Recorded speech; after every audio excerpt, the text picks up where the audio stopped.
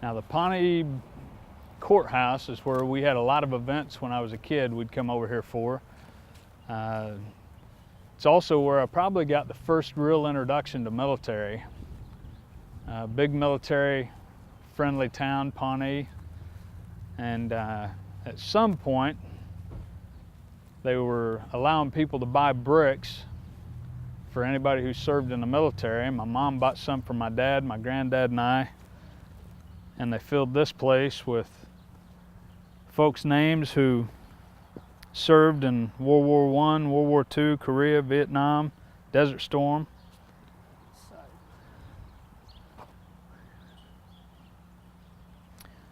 There's my dad and myself. And my granddad should be somewhere in there, Charles Oliver.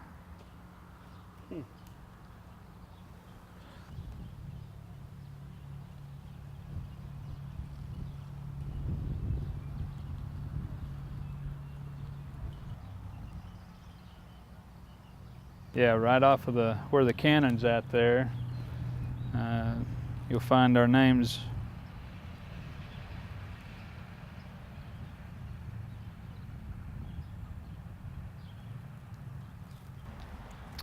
Now, Roy was an uncle of mine. Roy McDugle, United States Coast Guard in World War II.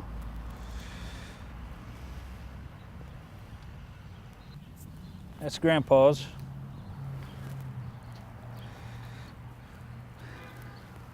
Charles Oliver McDugle, served under Patton in World War II.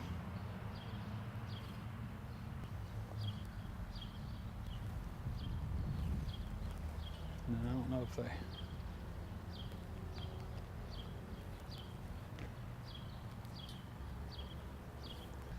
I left for boot camp for the United States Marine Corps in May of 1988, and I can remember the ride out and a lot of the fear that I had at that time, not knowing whether I could do it or handle it. But I made it through boot camp. Made it through with honor. I went through School of Infantry after that, and actually was the #1 honor graduate out of 300 and some odd there, and was meritoriously promoted to Lance Corporal. And then was meritoriously promoted again to Corporal when I got to Bangor, Washington. While I was at Bangor, Washington, the war kicked off, the Gulf War. I volunteered to go and went with 1st Battalion, 8th Marines, served in the Gulf War, came home for 6 weeks and went back over again for another 8 months, and then came home after that and went to 2nd Anglico, in which we deployed all the time. Loved 1st Battalion, 8th Marines and 2nd Anglico all together. Great units. And my last 2 years in the Marine Corps, I was a drill instructor at Parris Island, South Carolina.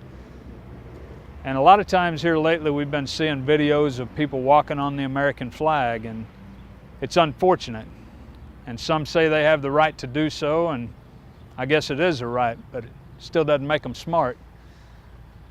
And when I look at that flag, I don't see the red, white, and blue rag that some may see. Instead, I see the faces of the men and women that I served with overseas and also here in America. I see the faces of many of those folks who won't come back. In fact, when I think about it, I've heard the stories my granddad told of World War II, how he used to load bodies on the trucks, all in the name of freedom. And I've got to travel this world, and I've seen good places and I've seen a lot of bad. And I can tell you we're very blessed right here in the United States of America. It's the greatest country you'll ever see. It's the freest country you'll ever see. My family and I went to Harrisburg, West Virginia this last year. Get to see exactly where we started, where our founders started this country. And their principles at that time were very similar to what we have today. But they were much, much stronger in a Christ-like faith, Christian faith. And if you look in the Constitution and in any of the amendments, there's not one place in any of them that talk about separation of church and state. The separation of church and state was actually found in a letter written a year or two after the Constitution. And when they talked about separation of church and state at that time, they weren't talking about keeping the church out of the state. They were talking about keeping the state out of the church. Our founding fathers were strong Christian men. And when I look at that flag, I hear their stories, I see the faces of those I served with, and I see a free America. So it's much more than just red, white, and blue. That's freedom. And it allows you to be free and do the things that you want to do. And I realize the struggle for freedom is more than on the battlefields abroad. It is here at home, and it is for the heart and soul of our country.